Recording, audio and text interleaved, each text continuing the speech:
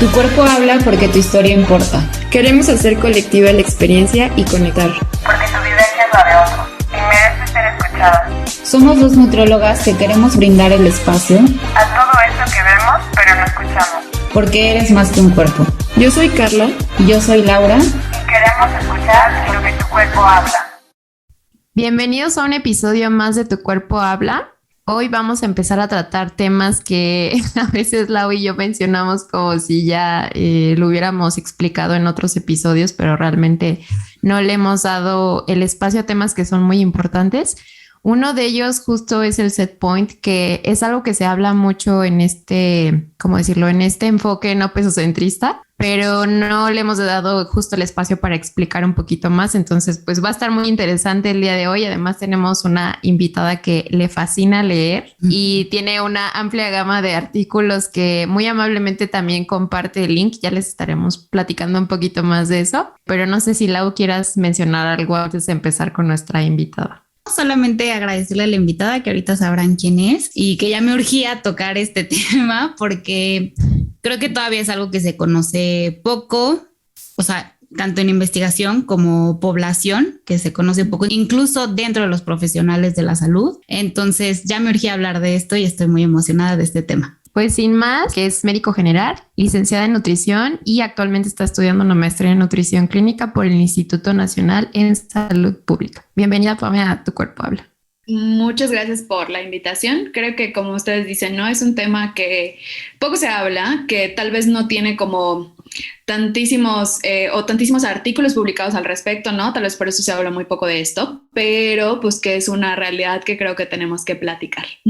Creo que sí vale la pena, a pesar de que es justamente una teoría, como que apenas hay pocos estudios. Quienes hemos estado en consulta con pacientes, hace mucho sentido. Ajá. Entonces, incluso pacientes cuando se los explicas dicen, o sea, sí, ¿no? Entonces, creo que esta parte de lo que vives con los pacientes también tiene mucho, mucho peso. Pero bueno, si quieres empezar, creo que antes, para quienes no la conocen, de empezar como ya más en la teoría, contarnos un poquito más de ti, Pame, de quién es Pamela. No me gusta mucho definirme, obviamente, por mi profesión, pero bueno, yo soy, como ya les dijeron, soy médico general, soy licenciada en nutrición, actualmente estudio una maestría en nutrición clínica, entonces, aunque no es toda mi personalidad, pues sí es como gran parte de lo que me gusta hacer al final de cuentas, ¿no? O sea, compartir lo que leo, que creo que es importante que alguien como comparta la información que hay de manera como accesible a la gente, ¿no? Porque de nada sirve que la ciencia exista si no está como al alcance de la población, ¿no? O de los profesionales, ¿no? Entonces creo que es bien importante el papel que muchos colegas hacen, ¿no? Como de digerir como esta información y compartirla, ¿no? Entonces es lo que a mí me gusta hacer, compartir información, leer, y pues que todos estemos como enterados de lo que pasa y de lo que hay en el mundo de la ciencia. Oye, Pame, ¿y cómo fue que llegaste a este enfoque, o sea, hablar de alimentación intuitiva y salud no basada en el peso? Pues yo creo que como me atrevo a decir que la gran mayoría de nutriólogos o profesionales de la salud que como que nos adentramos en esto fue en pandemia, o sea, yo literal al inicio de la pandemia y leyendo a Raquel Lobatón, ¿no? O sea, ella fue como cuando me topé con ni siquiera sé en qué momento exacto pasó, pero me acuerdo que me topé con su cuenta de Instagram y fue cuando empecé a investigar más, ¿no? O sea, así como tú dices de cuando le dices al paciente que existe esta teoría y el paciente te dice, me hace todo el sentido del mundo, fue así que me pasó, ¿no? Cuando empecé a leer sus posts y luego empecé a buscar más información, ¿no? O sea, información confiable como de bases de datos y así, y fui viendo que esto tenía sentido, ¿no? O sea, empecé como por el estigma de peso, luego qué es la alimentación intuitiva, por qué no debemos centrarnos en el peso, o sea, como que todo esto llevó una cosa a la otra y así fue como me empezó a interesar el tema. ¿Y para ti fue un shock o fue como, no sé, es que hay gente que es como crisis y la otra es la respuesta que buscaba? Yo creo que no fue tanto el shock como esta cuestión del efecto rebote, la evidencia que hay del estigma de peso, del daño que causa en los pacientes, ¿no? Como esta parte que puede sonar como que hasta obvia, ¿no? Yo creo que el shock fue cuando empecé a desarrollar como esta idea de que la obesidad no es una enfermedad, de que existen cuerpos naturalmente grandes, de que la grasa o el tejido adiposo puede no ser un tejido hepatotóxico si no lipotóxico, perdón, sino está como todo este ambiente que propicia que tenga toxicidad, ¿no? O sea, como este fue el shock, ¿no? De, oye, toda la vida he leído que el tejido graso es un tejido endocrino que puede afectar, pero cuando se fue conjuntando todo ya me fue haciendo más sentido, ¿no? Y evidentemente con leer evidencia ya dices, pues sí. Sí. Oye, Pame, ¿nos podrías, y ahora sí entrando un poquito más en el tema, me gustaría que empezáramos con la pregunta, ¿tú consideras que podemos controlar nuestro peso? Hay una frase que a mí me encanta, que no sé quién es, pero que dice que el peso no es una conducta, ¿no? Y sabemos que las conductas son modificables, moldeables, adaptables, y el peso, al no ser una conducta, pues no es algo que podemos modificar, cambiar o adaptar como a nuestro antojo, ¿no? Tal vez lo podemos hacer a corto plazo, pero no es algo que podamos como preservar en el tiempo, ¿no? Y la misma evidencia lo dice, o sea, los estudios que están hechos en pacientes que sí logran esta pérdida de peso no son como de estudios que duran 30, 40, 50 años, ¿no? En los que podemos ver que toda esta pérdida de peso se mantiene a lo largo de toda la vida del paciente, ¿no? Entonces, al final de cuentas, no existe un método 100% efectivo para controlar nuestro peso. Entonces, no podemos controlar nuestro peso. Hace poquito leía un artículo que hasta el final decía, la población que se considera que mantuvo el peso perdido es una población que, ¿cómo decía? Bajó de peso o mantuvo la pérdida de peso durante 1 o 2 años. O sea, incluso en los artículos para ellos eso es como éxito, pero realmente no, o sea, ninguno muestra no más de 5 años. A veces incluso en la experiencia personal, bueno, como la experiencia de la gente que nos cuenta. Hay quien ha dicho que hasta 7 años como que le ha durado el peso, pero creo que en promedio lo que más he escuchado es 1 o 2 años. ¿Y qué nos podrías platicar más de esta teoría del set point? ¿Qué es esto que últimamente empieza a sonar un poquito más? Pues mira, básicamente el set point es este punto en el que tu cuerpo se siente bien, ¿no? Es un rango de peso en el que tu cuerpo funciona perfectamente bien, sin restringirte, sin restringir tu alimentación y sin tener como estas conductas compensatorias o conductas de riesgo, es decir, ejercicio excesivo, consumo de laxantes o todas las demás que sabemos que están descritas como conductas de riesgo, ¿no? Entonces es un rango de peso que no hay como algo específico, porque mucha gente se queda con esta idea de, bueno, ahora el set point es como la nueva dieta, ¿no? Entonces dame una fórmula para que yo sepa cuál es mi set point, y entonces no. O sea, el set point es un rango de peso, puede ir, la teoría habla de entre 5 y hasta 8 kilos, en el que tu cuerpo puede oscilar a lo largo de la vida, ¿no? Que sería como el rango de peso habitual, ¿no? Que sabemos que el peso puede ir cambiando a lo largo de nuestra vida, en las diferentes etapas que vamos pasando, y sin tener como este control de la alimentación o del ejercicio, ¿no? Entonces es un rango de peso en el que tu cuerpo se puede establecer y él está bien, ¿no? Oye, Pame, ahorita que paréntesis que decías de la nueva dieta, justo estaba escuchando a un chavo gringo que decía, ay, es que es pura mercadotecnia esto del set point, solo quieren vender más dietas. Y yo así, ¿cómo? A mí me parece cero mercadotecnia decirle a alguien, ese es tu peso y ya no lo vas a poder modificar. Pero bueno, creo que también es muchas veces como la falta de poder comprender todo lo que implica el set point. Y si entonces nos explicas que es como este peso donde mi cuerpo se siente cómodo y puede funcionar de manera normal. ¿Qué pasa cuando yo restringo mi alimentación o cuando quiero modificar este peso? ¿Qué es lo que pasa cómo se relaciona con esta teoría? Lo que pasa cuando hacemos una dieta restrictiva, ¿no? Cuando restringimos nuestra alimentación con la intención de bajar de peso, es que sí puede ser que bajemos de peso, ¿no? O sea, hay personas que sus cuerpos como reaccionan de manera como positiva ante esta restricción, ¿no? Y que pueden llegar a perder más peso que otras, ¿no? O sea, siempre hay pacientes que pierden más peso que otros, ¿no? Pasa que cuando nosotros restringimos, bajamos de peso, pero lo único que estamos haciendo es que nuestro valor de set point aumente, porque con esa restricción, evidentemente tu cuerpo no sabe si no está recibiendo comida porque hay una guerra, porque estás cazando mamuts, porque ya no tienes dinero, o sea, tu cuerpo no sabe cuál es el motivo, ¿no? Entonces, ya sabemos, esto es como fisiología de metabolismo básica, que el cuerpo entra como en este periodo de ahorro de energía, ¿no? Entonces se vuelve súper eficiente y aprende a trabajar con bien poquita energía, ¿no? Entonces, como dietas pues no duran, ¿no? O sea, tú puedes hacer una dieta, pero seguramente a los 6 meses la dejas o a la semana o demás y vuelves a tu como programación habitual, pues tu cuerpo, como ya está en ahorro de energía, ahora todo como ese extra que le des, pues lo va a aprovechar muchísimo más y va a empezar este proceso como de, obviamente, acumular más grasa y acumular más energía porque no sabe cuándo va a volver a regresar ese periodo de, como de restricción, ¿no? Entonces, el cuerpo para protegerse, pues va incrementando ese set point para que cuando tú decidas hacer otra vez una dieta restrictiva, pues tu cuerpo ya esté protegido, ¿no? Y esa pérdida de peso ya no sea como tan grande como fue al principio. Por eso también es bien común que el paciente te diga, es que yo cuando tenía 18 años hice mi primera dieta y bajé súper rápido y tardé más en recuperar el peso y fue súper fácil y solamente quité esto y bajé un montón de kilos, ¿no? Y cuando los pacientes van creciendo, o sea, en edad y pues va avanzando más el número de dietas que han hecho en toda su vida, pues les va haciendo mucho más complicado perder peso. No solo mantener ese peso perdido, sino perder 1 kilo, 2 kilos es bien complicado. Sí. Oye, Pame, y tomando un poco en cuenta esta parte donde el cuerpo regresa a su peso habitual.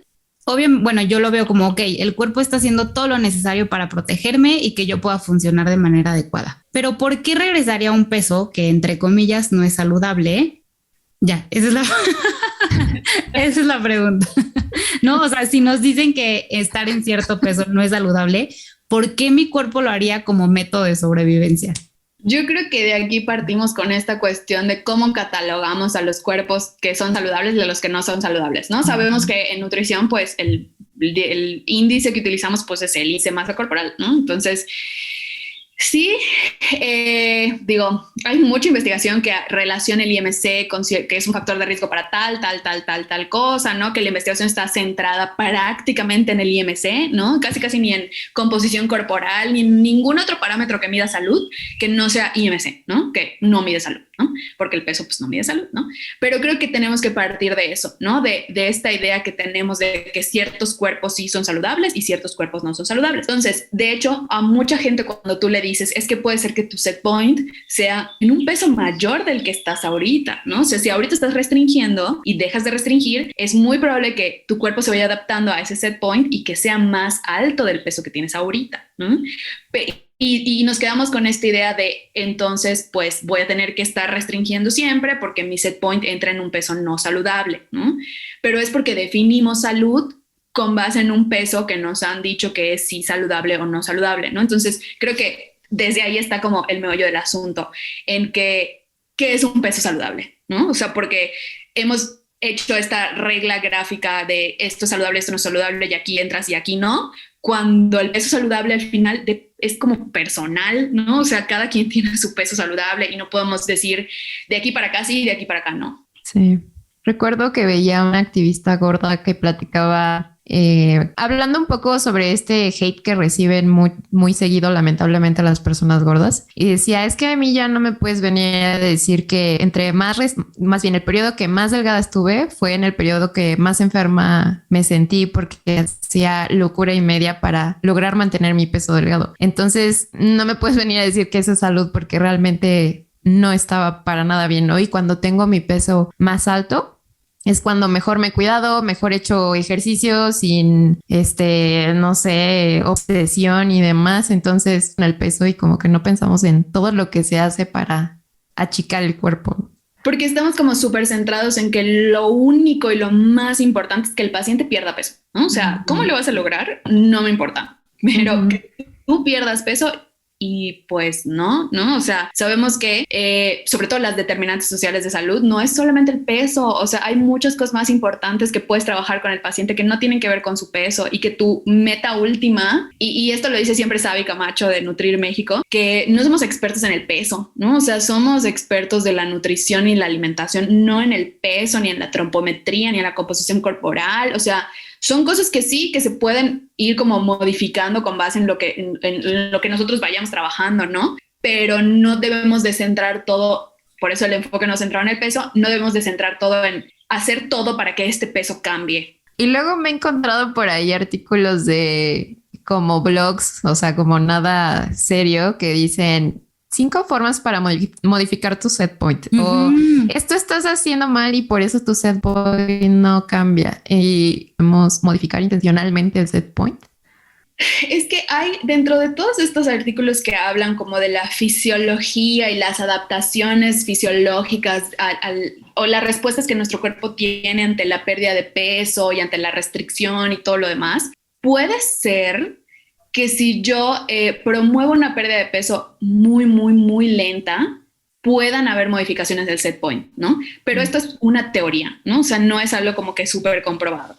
Por eso muchas guías dicen que únicamente con perder entre el 5 y el 10% de tu peso corporal pueden haber mejoras en tu salud, sin necesariamente tener que perder 20 kilos, 30 kilos, ¿no? O sea, es muy poquito el peso que deberías perder, ¿no? Entre comillas, para ver estas mejoras en la salud. Sin embargo, hay otros artículos que hablan de que no es necesaria esta pérdida de peso, sino todas estas conductas en salud para que puedan haber mejoras en la salud. Entonces, regresando al punto del set point, hay teorías que dicen que sí se podría modificar a la baja si la pérdida de peso es muy, muy, muy chiquita, pero la realidad es que pues siguen siendo eso, ¿no? Teorías, nada como comprobado.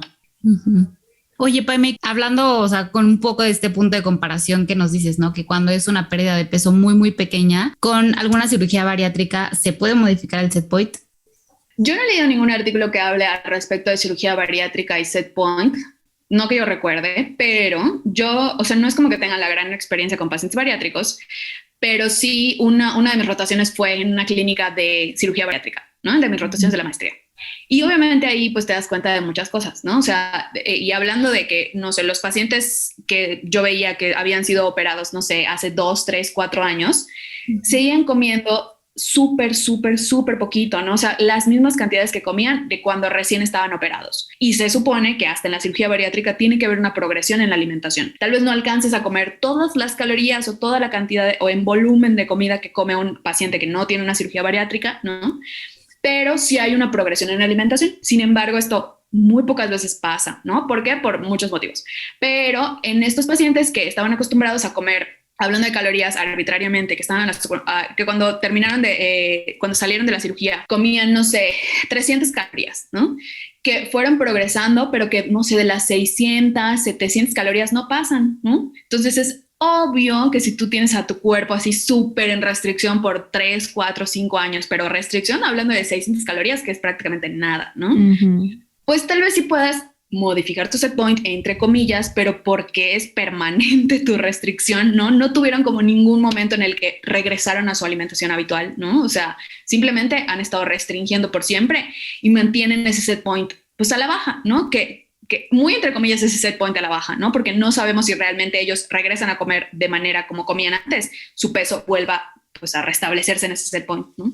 Sí he escuchado que hablan mucho de la recuperación de peso a partir de los 5 años de la cirugía bariátrica y que algunos puede ser que recuperen un poquito, algunos puede ser que recuperen todo, o sea, como que igual creo que de verdad cada cuerpo actúa muy diferente. Y en esto que hablabas del 5 al 10%, yo como que mi teoría es que quizá ese porcentaje de peso sea dentro de tu set point, o sea, quizá ese 5% es como tu mínimo del rango del peso y pues por eso no implique a lo mejor que tengas que morirte de hambre o no sé, y simplemente es tu rango inferior y ya, ¿no? O sea, como que siento que ese 5 o 10% realmente hasta podría entrar en ese rango de peso. Sí. Oye, Pame, e ir sometiendo a nuestro cuerpo a estas pérdidas y, o sea, como altas y bajas de peso tan drásticas fuera de este 5%, ¿a la larga nos trae alguna consecuencia?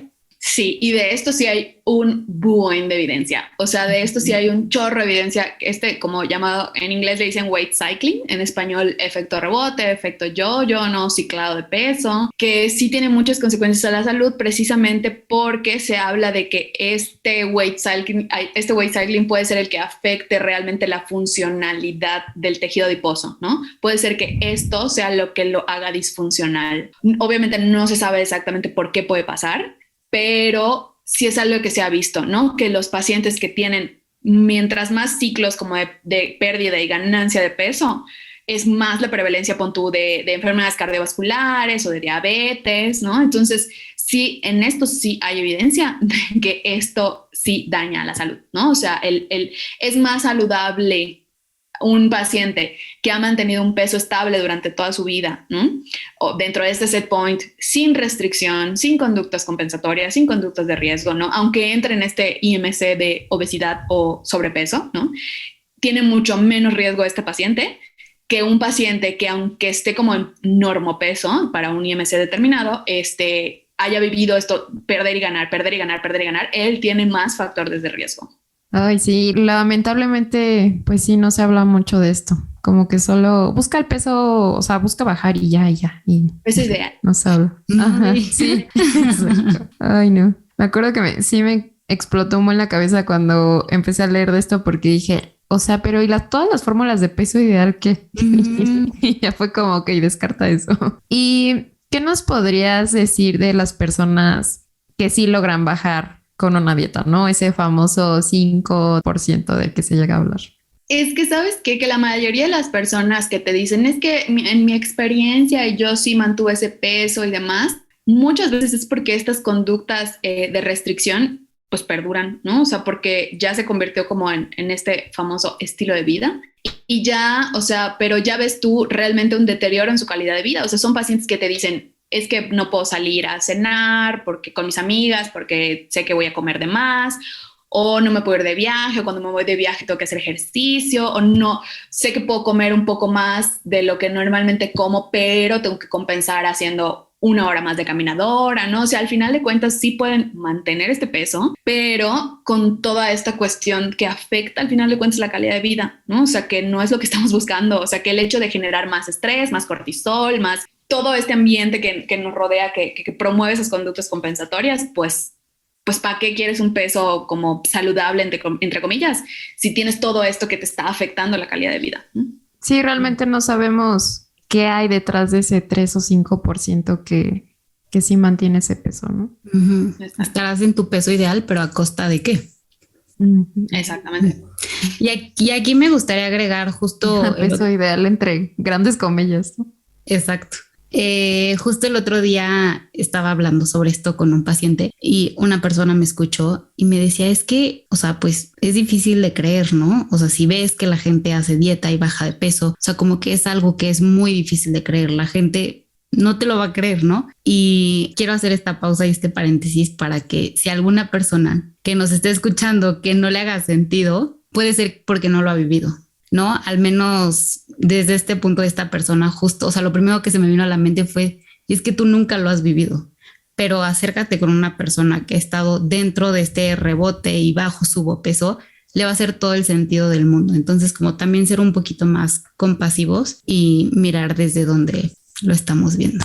Sí, justo antes de que empezara a saber todo esto, como yo nunca he hecho dietas porque tengo privilegio de delgadez, en mi cerebro era como, es muy fácil, puedes comer de todo, nada más, no sé, difícil puede ser bajarlo o mantenerlo, cuando pues sí es muy fácil decirlo desde un privilegio donde nunca has realmente sufrido la opresión de tener estigma de peso o así. Entonces sí, justo invitamos a eso, a que si no ha sido tu experiencia, no significa que sea mentira. O sea, hay como, de verdad hay una amplia población que ha sufrido esto de lo intenté y pasó el rebote y lo volví a intentar y volvió a pasar el rebote. Y hablando de este 3 a 5%, pienso que si nos dijeran que un medicamento tiene una probabilidad de fallo del 95-97%, realmente no lo haríamos. ¿Y crees que estas personas que por más que comen, me incluyo entre esas personas, la verdad, tengo este privilegio y esta genética que comemos y no subimos de peso o subimos de peso, pero muy poco? ¿Crees que dentro de estas personas justo esta teoría del set point? Sí, o sea, sí, y más que como, sí, irnos obviamente a esta parte como de la teoría del set point, pero también pensar en que es parte de la diversidad corporal. O sea, nos cuesta muy poco trabajo aceptar que, digo, este ejemplo creo que lo repito cada vez que alguien me pregunta y cada vez en consulta, en todas mis consultas y más, pero es bien fácil aceptar que las personas como son naturalmente delgadas, ¿no? O sea, es como si todos estuviéramos programados los seres humanos para ser delgados por naturaleza, ¿no? Entonces, nadie se extraña de que una persona coma y no suba de peso, ¿no? Es como pues así es su metabolismo, así es su genética, pues así nació, ¿no? Pero nos cuesta un chorro de trabajo aceptar que las personas son naturalmente gordas, ¿no? O sea, como que no, es que es imposible, o sea, casi todos los seres humanos debemos ser delgados, ¿no? Entonces, obviamente esta parte de que haya personas delgadas, pues es normal, o sea, sí hay personas altas, bajas, chaparras, morenas, blancas, de pelo negro, rizado, o sea, es normal, ¿no? Entonces, sí pensar como, pues que sí hay evidentemente una parte como de fisiología, de las adaptaciones, del set point y demás, pero pues que también es diversidad corporal, ¿no? O sea, hay personas delgadas, hay personas gordas y demás, ¿no? Sí, creo que también ahí entra el tema del gimnasio, sobre todo a los hombres que mucha insatisfacción si no logran subir esta masa muscular y de verdad ves que sí consumen muchas calorías o que a veces ya y comer más es de verdad que sientan náuseas porque ya no les cabe en la comida. Entonces sí, o sea, así como hay una persona que pueda comer un buen y no suba, también puede haber quien de verdad sí coman súper poquito y no vayan a la baja. Y como todo esto a partir del género, ¿no? O sea, el hombre musculoso, fuerte, le ve a ver cómo le haces, pero tienes que tener masa muscular, y la mujer a ver cómo le haces, pero tienes que estar chiquita y flaquita y bonita todo el tiempo. Sí, o sea, y ves a los hombres en el gimnasio con casi cargando la pesa y tomando la proteína y con 1000 toppers comiendo cada rato, o sea, cuando ni siquiera tienen hambre, pero tienen que comer, ¿no? Entonces, dije, al final cada quien persigue como sus fines estéticos que gusten, ¿no? Pero que esto también impacta como en la salud de las personas y no solo en esa salud metabólica, fisiológica y demás, sino también en la salud mental, ¿no? Entonces creo que pues tenemos que tener como mucho cuidado cuando hablamos como de estos temas de, pues que al final sí pueden ser como violencia estética, ¿no? O sea, de que sí está definida como por el género y demás, pero que también tienen un impacto sobre la salud integral de las personas, ¿no? Sí. ¿Y hay algo más que nos quisieras mencionar sobre esta teoría del set point? Yo creo que lo que siempre le digo a los profesionales que tienen como el chance de comunicarse conmigo, cuando puedo platicar con alguien que se dedica como a la salud o demás, es que de verdad lean, se actualicen. O sea, hay muchos temas que desconocemos, que tampoco es como nuestra culpa desconocerlos, ¿no? Pero si ya hay como más información al respecto, creo que es importante que nos mantengamos actualizados en estos temas y que no estemos cerrados, ¿no? O sea, yo me acuerdo que antes de esto era súper cerrada a muchas cosas, ¿no? No solamente a la cuestión de la gordofobia y demás que no conocía en ese momento, pero a los temas como de la medicina alternativa o la medicina funcional, o que de veces hay cosas que pueden funcionar en unos pacientes y no nos explicamos por qué, ¿no? Y ahorita que digo, bueno, o sea, tal vez sí, ¿no? Hay cosas que no nos podemos explicar, ¿no? Y hay cosas que sí pueden funcionar en algunos pacientes, ¿no? Entonces, ser como bien respetuosos con los pacientes, con las creencias de los pacientes, con las preferencias de los pacientes y mantenernos actualizados, ¿no? O sea, siempre abiertos. Creo que somos una ciencia, ya sea nutrición, medicina o cualquier ciencia de la salud, que se caracteriza pues por el avance científico, ¿no? Pero a pesar de eso somos bien cerrados. O sea, es así como, no lo dice la guía, no. Entonces... Sí. Creo que hay que ser más abiertos, ¿no? Más abiertos a todo este mundo de posibilidades que no conocemos, ¿no? Y que la ciencia cambia todos los días. O sea, que no podemos casarnos con algo porque mañana ya es otra cosa, ¿no? Entonces creo que ese sería como mi punto más allá del set point, que sí es como un punto para lean más, pero que no seamos cerrados como somos. Algo que me gusta que te escuché, no recuerdo dónde te escuché hablar de esto, que no tomemos el set point como la nueva obsesión. O sea, ya que lo comprendemos, pues te ayuda justo a soltar el control con el peso. Pero yo creo que creo que implican muchas cosas como el duelo, como la aceptación, como lo que implica uno, como que ahora se agarra del set point, ¿no? Y verlo más bien como algo para fluir más y obsesionarnos menos y no convertirlo como en el nuevo set point ideal o algo así. Sí, porque aparte, digo, todo esto que mencionas del duelo y de la aceptación y todo esto, es que si lo vemos como una dieta más o como un nuevo peso ideal o demás, pues la gente suele pensar que tiene que caber en este set point dentro de la delgadez, ¿no? Y puede no ser así, ¿no? O sea, entonces, Cuando tú dices, pues puede ser que el set point esté más arriba del peso que tienes ahorita. Entonces la gente como que sí dice, espérate, ¿cómo que más arriba? ¿No? Entonces, tal vez un paciente delgado que le dices, no, pues tu set point está, o sea, si empiezas a trabajar con él en todos los hábitos, conductas y demás, y sube, no sé, 3, 4, 5 kilos, para un paciente delgado tal vez no sea representativo, ¿no? Es como sigue siendo delgado, ¿no? Sigue gozando de ese privilegio. Pero una paciente con un peso elevado, entre comillas, que le digas, puede ser que este sea tu set point, o puede ser que sea más arriba, o puede ser que solo sea 1 kilo abajo, ¿no? Entonces ya es ahí cuando viene toda esta parte, pues, que es difícil como aceptar, ¿no? Que no vas a bajar de peso, ¿no? Creo que es como lo más duro que le puedes decir a un paciente, sobre todo que va a consultar de nutrición, es, no voy a trabajar con tu peso, no vamos a promover pérdida de peso, no vas a bajar de peso porque al final eso va a afectar tu salud, ¿no? Entonces creo que es como bien, o sea, sí a los pacientes les causa como a veces resistencia y a veces pues están como conscientes y quieren trabajar en ello, ¿no? Pero sí, esto que decías de no convertir el set point en el nuevo peso ideal, totalmente de acuerdo. Sí. Qué bueno que tocaste este punto, Pame, de que no siempre este set point entra dentro del peso ideal, entre comillas, o el peso normativo, y que puede estar en lo que se llama sobrepeso o obesidad. Y justo no sé si le quieras, o sea, ¿qué le dirías a una persona que siempre ha escuchado y que seguramente seguirá escuchando mensajes de que tiene que bajar de peso y que ser una persona grande o gorda es poco sana? Como, ¿qué podría hacer? A ver, si no me cuido, no, porque tal vez así lo vemos. Si no puedo bajar de peso para cuidar mi salud, ¿qué puedo hacer entonces? ¿Por dónde podría empezar?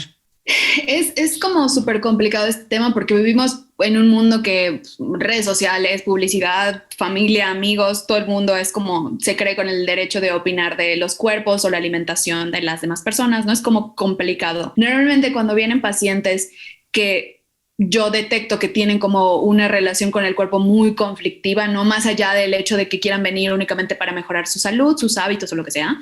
Siempre trabajo con un psicólogo, con un psiquiatra, ¿no? O sea, como nutriólogas, evidentemente no estamos capacitadas como para dar estas herramientas, sobre todo para enfrentar o no enfrentar a esto que nos rodea, ¿no? Pero lo que yo hago, creo que es lo que podemos hacer como profesionales tipo nutriólogos médicos, es estar informados obviamente de la evidencia que hay y compartirla de manera amigable con los pacientes, ¿no? O sea, de hacerlos conscientes de, fíjate que así como les decimos que hay evidencia de que este medicamento puede funcionar súper bien, porque también hay evidencia de que estos ciclos de pérdida y ganancia de peso son los que pueden afectar tu salud. Entonces vamos a pensar, sobre todo no ser como, no imponer lo que nosotros queremos lograr con los pacientes, ¿no? Sino preguntarle, ¿cómo crees que podemos mejorar tu salud o tu alimentación? Y que no tenga que necesariamente impactar sobre tu peso, ¿no? Y muchas veces ellos solitos te dicen, es que sí, ahora que me hiciste este recordatorio de 24 horas o esta dieta habitual o esto o lo que sea, que la herramienta de evaluación que hemos utilizado, y ellos mismos te dicen y se dan cuenta, no, pues fíjate que yo siento que sí me hace falta comer más verduras o podría comer más oleaginosas o podría hacer esto o prepararme el fin de semana mis alimentos. O sea, como ellos solitos muchas veces se dan cuenta. Y que nosotros al final pues somos guías, acompañantes, ¿no? No somos instructores, ni somos jefes, ni coaches, ni nada por el estilo, ¿no? Somos acompañantes. Entonces, que nosotros seamos esa guía de que el paciente poco a poco solito se vaya dando cuenta cómo puede mejorar su salud y lo va a él a experimentar, ¿no? O sea, y sí te va a decir eventualmente, ¿sabes qué? Sí, tal vez sigo con el deseo de pérdida de peso, pero pues ya me siento mejor en esto y esto, mis laboratorios ya mejoraron, ya hago más actividad física, ¿no? Algo, ¿no? O sea, es complicada esta parte, pero tenemos que esperar a que el paciente pues se dé cuenta por sí solo. Sí, como es importante también ser muy sutil con compartir, sería implicar algo muy fuerte, como ¿cómo me estás diciendo que no tengo el control de esto, no? Entonces, como que compartirlo de la mejor manera, ahí sí como que observar en qué momento tal vez es el mejor para decírtelo. Creo que también eso es importante, que saber puede ser más benéfica que dañina, pero bueno, al menos desde mi experiencia, que sé que tiene mucho que ver con el cuerpo de que tengo, el ambiente en el que me desarrollo, sí fue muy sanador el decir, no es que sea mala nutrióloga, es que no realmente tenemos el poder de modificar el cuerpo.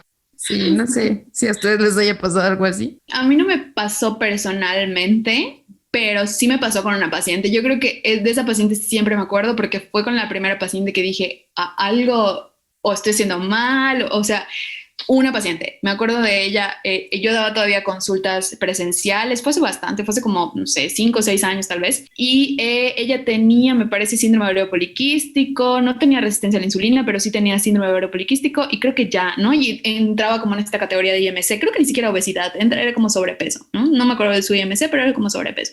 Y la estuve viendo como casi un año y no bajaba de peso y no bajaba de peso y no bajaba de peso, o sea, y le cambiaba y yo, bueno, pues ahora vamos a disminuir los carbos y vamos a aumentar esto. Y bueno, pues ahora vamos a hacer, y así miles de millones de estrategias y no, o sea, y yo nunca fui como de, ay, no le creo a mis pacientes, ¿no? Porque sí, sé que muchos nutriólogos son así, o sea, yo fervientemente le creía todo lo que me decía de, y estoy haciendo esto, ya hice, y ahora hago este ejercicio, y ahora hago esto, y ahora voy a clases de no sé qué. Y yo decía, es que no puede ser posible que no bajes de peso, o sea, yo de verdad decía, no, ya no sé qué hacer con ella, o sea, obviamente la mandé al endocrino, la mandé al ginecólogo, le hicimos análisis de 1,000 millones de cosas, y no, o sea, no bajó de peso. O sea, por más que restringía, por más que hacía 1,000 de ejercicio, no.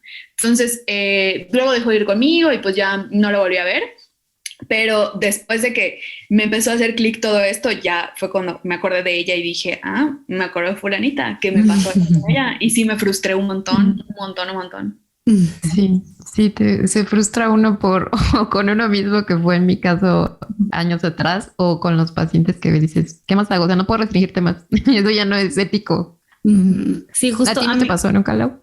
No, o sea, personalmente no, pero sí llegaba el punto así que decía, es que, ¿qué? O sea, y yo nunca fui, siempre he tenido algo en contra de la dieta cetogénica, al menos de que no tengan epilepsia.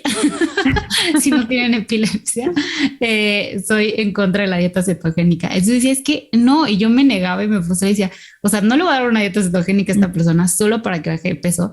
Y la frustración era más como con el, ay, ¿por qué no se fija en todo lo que ha mejorado y en todo lo que está haciendo? Como que a mí me valía. O sea, la verdad es que ahorita reflexionando un poco, como que yo nunca me fijé tanto en el peso de los pacientes, nunca lo había pensado, pero y sí me frustraba mucho el que no vieran todo lo que habían logrado y todo lo que estaban cambiando y seguían aferrados al peso.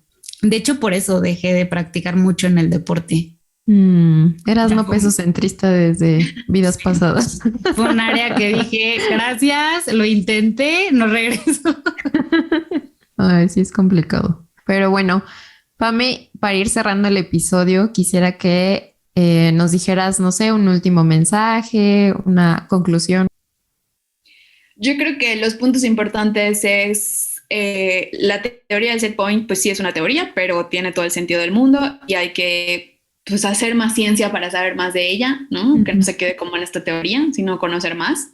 No es la nueva dieta, no es el nuevo peso ideal, no hay una fórmula para calcularlo, no es un motivo para obsesionarnos más con esta cuestión del peso, porque lo que estamos tratando es ya liberarnos del peso, ¿no? Y pues como ya había comentado antes, ¿no? O sea, el hecho de actualizarnos constantemente, leer, a veces hasta seguir a gente que dices, guau, ¿esto que está diciendo qué? Sirve, ¿no? Entonces digo, obviamente no pseudociencia y cosas de influencers raras, pero sí a veces gente que te confronta, ¿no? Gente que dices, ¿y esto de dónde salió? Entonces sí es importante también, ¿no? Un poco el quitarnos esta cuestión de todo tiene que ser cuadrado, ¿no? En la ciencia, pues no todo es cuadrado. Entonces ese sería mi mensaje. Me sentí identificada contigo cuando dijiste que este enfoque, bueno, voltear a ver esta nueva evidencia hizo que dejaras de ser cerrada incluso en otras áreas, ¿no? Como a lo mejor si al paciente su cosmovisión le hace sentir bien que siga cierto suplemento o planta, o sea, como que no cerrarnos en eso. Creo que cuando te abres más a tu práctica. Sí. Oye, Pame, y antes de que te nos vayas, creo que esta pregunta no te la puse, te voy a agarrar. No le aviso. No te avise, ¿verdad? Pero bueno, no te preocupes si no la quiero responder, no pasa nada. Pero siempre le hacemos una pregunta final a todos nuestros invitados y es, si tu cuerpo te hablara hoy, ¿qué te diría? Yo creo que específicamente hoy que lo deje descansar. O sea, ha sido un mes así de locos en el que honestamente he perdido mi autocuidado en muchos sentidos. Vivo con migraña, pero yo creo que en este momento sí me diría, oye, cálmate, párale un poco, ¿no? Ay, te agradecemos que hayas aceptado la invitación con todo y que sí, seguramente has de andar de un lado para otro. Muchas gracias, Pam. Muchas por haber gracias. estado aquí. Gracias. Y ya vete a descansar, por favor. Te dejamos descansar. Nada más, compártenos tus redes sociales para quien quiera saber de ti, y justo que eres muy abierta en compartir tu carpeta de artículos, eso me encanta de ti, entonces igual si lo quieres mencionar.